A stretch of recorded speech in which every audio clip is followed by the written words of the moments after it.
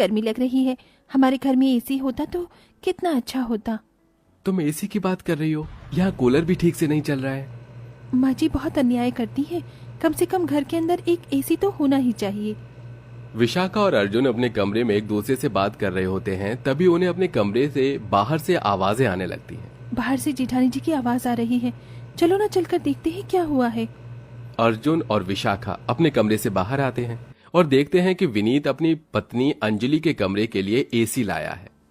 अरे वाह, नया एसी! ये किसके लिए आया है? मेरे कमरे के लिए आया है। इन्हें अपनी सैलरी में अच्छा खासा इंक्रीमेंट मिला है, बस उन्हीं पैसों से इन्होंने एसी खरीद लिया। अरे रोज रोज गर्मी में मरने से अच्छा है कि कम से कम एक एसी तो हो। अंजलि और विनीत के चेहरे पर खुशी अलग ही नजर आ रही थी। तभी उर्मिला कहती है, चलो अच्छा है, घर के अंदर एक एसी तो आया। एसी को देखकर उर्मिला की चारों बहू बहुत खुश हो जाती हैं। चलो कम से कम अब हमें एसी की हवा खाने को मिलेगी। गीता की ये बातें सुनते ही अंजलि अपने मन में सोचती है, गांव बसा नहीं, लुटेरे पहले ही आ गए। मैं तो इनमें से किसी को भी अपने कमरे में नहीं बैठने दूंगी। जब मेरे कमरे में एसी नहीं था तो ये लोग मुझे पूछते भी नहीं थे। अंजलि अपने मन में ये सब सोच रही थी। एसी लगने के बाद अंजलि का कमरा बहुत ठंडा हो जाता है। सभी अंजलि के कमरे में जाकर बैठ जाते हैं। उन्हें देखकर अंजलि मुंह चढ़ा लेती है। अरे बस करो, अब तो रात हो गई है। चलो अपने अपने कमरे में चले जाओ, हमें भी आराम करने दो, हम भी थके हुए हैं। अंजलि के ये कहने पर उर्मिला की तीनों बहू अपने पतियों के साथ अपने कमरे में चली जाती हैं। बहू, मैं तो यहाँ बैठ सकती हूँ ना? मुझे बहुत गर्मी लगती है। मेरे कमरे में तो एक कूलर भी नहीं है। मैं आज की रात यहीं सो जाती हूँ। अरे माँ जी, आप भी ना कैसी बातें कर रही हो? अब हम दोनों आपके सामने कैसे सोएंगे? आप इस बारे में तो सोचो। अच्छा लगता है क्या जवान बहू बेटे के कमरे में सोना? अंजलि के ऐसा कहने पर उर्मिला अपने कमरे में ही चली जाती है और यहाँ तीनों बहू अपने अपने कमरों में अपने पतियों से कहती हैं, देखा, एक ही दिन हुआ है अभी दीदी के कमरे में एसी को लगे हुए, और उन्होंने कैसे अपने कमरे में हमें भगा दिया।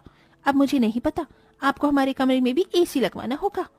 तुम ये कैसी बातें कर रही हो श्वेता? मैं इतना पैसा कमाता ही कहाँ हूँ जितने में मैं एसी खरीद सकूं। आपकी यही आदत तो मुझे बहुत बुरी लगती है। आज तक कोई शौक, कोई ख्वाहिश पूरी नहीं करवाई आपने मेरी। इधर गीता अपने पति से कहती है, अजी आप हमारे कमरे में एसी कब लगवाने वाले हो? देखो, अब तो अंजलि दीदी के कमरे में एसी लग गया है। अब हम भी एसी की हवा खाएंगे। उन्होंने तो अपने कमरे से हमें भगा ही दिया। एसी का क्या करोगी तुम? अरे कूलर की ठंडी ठंडी हवा है तो सही। एसी से तो बेकार में बिजली का बिल बढ़ता है। देखो जी, मुझे नहीं पता, कुछ भी नहीं पता। जल्द से जल्द हमारे कमरे में एसी आ जाना चाहिए बस, नहीं तो मैं अपने मायके चली जाऊंगी, फिर रहना यहाँ अकेले। अरे यार, तुम्हारी ये धमकी अलग ही रहती है। कोई बात ना मानो तो मायके जाने की धमकी दे देती हो। आपको गर्मी तो दिखाई देती नहीं है? अरे इतनी गर्मी में कम से कम एक एसी तो होना ही चाहिए। इस तरह वैशाली भी अपने पति से कहती है, हम तो यहाँ एसी की बात कर ही रहे थे और देखो वहाँ अंजलि ने एसी भी लगवा लिया। अब हमारे कमरे में भी एक एसी होना चाहिए। तुम ये कैसी बातें कर रही हो? जो दूसरे कर रहे हैं वही सब करना जरूरी थोड़ी ना होता है। मुझे नहीं पता, मुझे बस अपने कमरे में एसी चाहिए, फिर चाहे मुझे ही जॉब क्यों ना करनी पड़े। अब तुमने जिद ठान ही ली है तो फिर मैं कर भी क्या सकता हूँ? तुम्हारी जिद के आगे मेरी एक नहीं चलेगी। अब तीनों बहू अपने कमरों में एसी लगवाने के लिए अपने पतियों को परेशान करने लगती हैं, तो कुछ बाहर जॉब करना शुरू कर देती हैं। ये देखकर उर्मिला थोड़ी हैरान रह जाती है। हे भगवान, पता नहीं क्या हो गया है मेरी चारों बहू को। चारों को ही अपने कमरों में 4 एसी लगवाने हैं। ये तो अच्छा ही बिल बिठाएंगे मेरे चारों बेटों का। उर्मिला खुद से ये कहकर अपने कमरे में चली जाती है। अब देखते ही देखते एक के बाद एक चारों के चारों कमरों में 4 एसी लग जाते हैं और चारों ही अपने कमरों में एसी लगाकर आराम से सो रही होती हैं। लेकिन 4 एसी चलने की वजह से बीच बीच में कई बार मीटर फूक जाता है या फिर शॉर्ट सर्किट हो जाता है।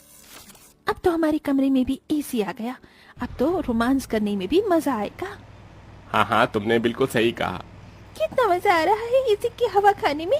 बस अब तो गर्मी है भी या नहीं पता ही नहीं चलेगा। चारों बहू अपने कमरों में आराम से सो रही थी। तभी अचानक से घर के मीटर में शॉर्ट सर्किट होता है और सभी कमरों की लाइट चली जाती है। अरे ये क्या हुआ? अचानक से लाइट कैसे चली गई? सभी अपने कमरों से बाहर आ जाते हैं। पूरे मोहल्ले की लाइट आ रही है, सिर्फ हमारे घर को छोड़कर। इसका मतलब हमारे ही मीटर का शॉर्ट सर्किट हुआ है। शॉर्ट सर्किट तो होना ही था। तुम चारों ने अपने कमरों में 4 एसी जो लगवा लिए हैं, अरे एक साथ 4 एसी चलेंगे तो ये होगा ही, मीटर पर लोड पड़ गया। माँ, एसी तो मैंने लगवाया था, लेकिन आपकी बाकी की 3 बहू को बेकार में होड़ लग गई। ये भी कोई बात है भला? मतलब एसी के मजे आप ही उठाने वाले हो, हमें तो एसी चलाने को ना मिले यही चाहती हो ना आप? इतना सेल्फिश कैसे हो सकती हो? ये कैसी बातें कर रही हो तुम? इसमें सेल्फिश वाली कोई बात नहीं है।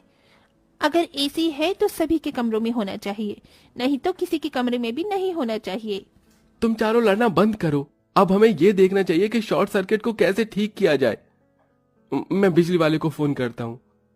अर्जुन बिजली वाले को फोन करता है। इसके बाद घर पर बिजली वाला आता है और शॉर्ट सर्किट ठीक करके जाता है। शॉर्ट सर्किट ठीक करने में ही रात के 2 बज जाते हैं, जिसके बाद वो सब सोने के लिए जाते हैं। अगले दिन उन्हें उठने में देरी हो जाती है, जिसकी वजह से चारों बेटे ऑफिस जाने में लेट हो जाते हैं। अरे आज तो ऑफिस के लिए बहुत लेट हो गया, हमें डांट पड़ने वाली है। सॉरी, कल जल्दी से उठ जाएंगे, आज तो वैसे भी आराम से सोएंगे। इस प्रकार अब चारों बहू के कमरे में 4 एसी सुबह से शाम तक चलते रहते हैं, और कभी भी बीच में शॉर्ट सर्किट होता तो चारों भाई मिलकर पैसे मिलाते हैं और उसे ठीक करवाते हैं। ये सब अब चलता ही जा रहा था, और इसी के चलते चारों बहू के बीच में कई बार लड़ाई भी हो जाती है। उर्मिला ये सब देखकर बहुत ज्यादा परेशान थी।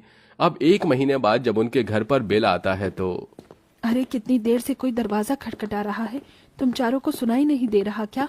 जाओ जाकर दरवाजा खोलो। रुको माँ जी, मैं जाकर खोलती हूँ दरवाजा। वैशाली दरवाजा खोलती है। दरवाजे पर बिजली दफ्तर का आदमी खड़ा होता है। ये लीजिए आपके इस महीने का बिजली का बिल, देखिए समय पर भर दीजिएगा। वो आदमी बिजली का बिल देकर वहां से चला जाता है। उसके जाने के बाद जैसे ही वैशाली बिजली का बिल देखती है तो उसकी आंखें फटी की फटी रह जाती हैं और पैरों तले जमीन खिसक जाती है। हे भगवान, कहीं मुझे चक्कर ना आ जाए। ये सब मैं क्या देख रही हूँ? अरे बहू, ऐसा क्या देख लिया तूने बिजली के बिल में जो तुझे चक्कर ही आने लगे? अरे माँ जी, चक्कर तो अब आएंगे सभी को एक एक करके।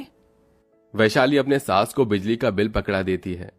बिजली के बिल में पूरे 80,000 रुपए का बिल होता है।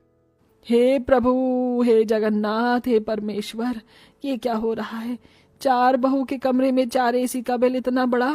अगर ऐसे ही हर महीने 80,000 का बिल आएगा तो कैसे चलेगा सब कुछ? इतना कहकर उर्मिला अपनी चारों बहू से कहती है, जैसे ही तुम चारों के पति आएंगे उन्हें मेरे कमरे में भेज देना। मैं ये बिजली का बिल अपने कमरे में लेकर जा रही हूँ। शाम को जैसे ही उर्मिला के चारों बेटे घर लौटते हैं, उर्मिला उन्हें अपने कमरे में बुलाकर बिजली का बिल दिखाती है, जिसके बाद वो उन चारों को कहती है, देखो अब बहुत हुआ, जितनी एसी की हवा खानी थी इन चारों ने खा ली। अरे ऐसे ही चलता रहा तो तुम चारों को ये चारों बहू बेचकर कब खा जाएंगी पता ही नहीं चलेगा। अभी के अभी एसी वाले को फोन करो, वो आकर एसी उतार कर रखेगा और पहले की तरह सब एसी की जगह कूलर ही इस्तेमाल करेंगे। हाँ माँ, आपने सही कहा, ये सबसे सही रहेगा। इस तरह उर्मिला के कहने पर चारों बेटे मिलकर एसी वालों को बुलाकर चारों एसी उतरवा देते हैं, जिसकी वजह से चारों बहू को बुरा तो लगता है, लेकिन यही सही था। वो चारों जानती थीं, इसी के चलते वो कुछ बोलती नहीं।